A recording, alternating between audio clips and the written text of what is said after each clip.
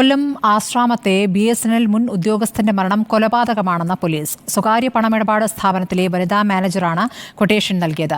മരിച്ച പാപ്പച്ചന്റെ പേരിലുള്ള നിക്ഷേപ തുക തട്ടിയെടുക്കാനാണ് കൊലപാതകം നടത്തിയതെന്ന് പ്രതികൾ മൊഴി നൽകി.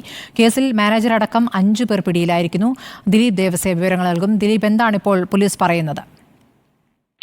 സ്മൃതി, ഈ മാസം മെയ് 26-നായിരുന്നു ആശ്രാമത്ത് വെച്ച സൈക്കിളിൽ പോകുകയായിരുന്ന പാപ്പച്ചനെ കാർ വന്നിടിക്കുകയും പാപ്പച്ചൻ മരിക്കുകയും ചെയ്തു. അന്ന് ഇതൊരു അപകട മരണമായിട്ടായിരുന്നു ചിത്രീകരിച്ചത്. പിന്നീട് ഈസ്റ്റ് പോലീസ് അന്വേഷണം നടത്തുകയും ഈ അന്വേഷണത്തിലാണ് ഇതൊരു കൊലപാതകമാണെന്ന് മനസ്സിലാകുകയും ചെയ്തത്.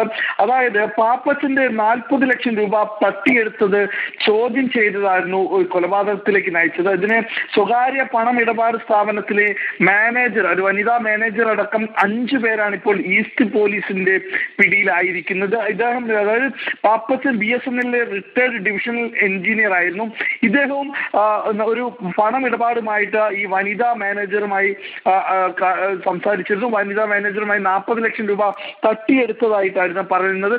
ഇതിന്റെ പക പോക്കുന്നതിനായിട്ടാണ് ഈ വനിതാ മാനേജർ മറ്റ് 4 പേർക്ക് കൊട്ടേഷൻ നൽകുകയും ഈ കൊട്ടേഷന്റെ അടിസ്ഥാനത്തിലാണ് രാവിലെ സൈക്കിളുമായി ഇറങ്ങിയ പാപ്പച്ചനെ കാറിൽ ഒരു അപകടം എന്ന നിലയിൽ ഈ കൊലപാതകം നടത്തുകയും പിന്നീട് അതൊരു അപകട മരണമായി ചിത്രീകരിക്കുകയും ചെയ്തു. പക്ഷേ ഇതിലൊരു അസ്വാഭാവികത തോന്നിയ പോലീസ് അന്വേഷിക്കുകയും പോലീസിന് ഇതിന്റെ CCTV ദൃശ്യങ്ങൾ അടക്കം മനസ്സിലാക്കുകയും ചെയ്തു. അതായത് റോങ് സൈഡിൽ വന്ന കാറ് സൈക്കിളിന് ഇടിക്കുകയായിരുന്നു. അങ്ങനെ റോങ് സൈഡിൽ വെച്ച് അപകടം നടന്നത് കാണുകയും അത് അന്വേഷിക്കുകയും ചെയ്തപ്പോഴാണ് ഒരു കാറ് അതുവഴി കടന്നു പോകുന്നതായിട്ട് കാണുന്നത്. അതായത് ആശ്രാമത്തെ ഒരു ഇട റോഡിലാണ് സംഭവം. ഈ വഴി ഒരു കാറ് കടന്നു പോകുന്നത് കണ്ടു. ഈ കാറിന്റെ നമ്പർ പ്ലേറ്റും മറ്റതടക്കം അന്വേഷിച്ചപ്പോൾ കാറിന് അന്ന് കേടുപാടുകൾ സംഭവിച്ചതായും കണ്ടെത്തി.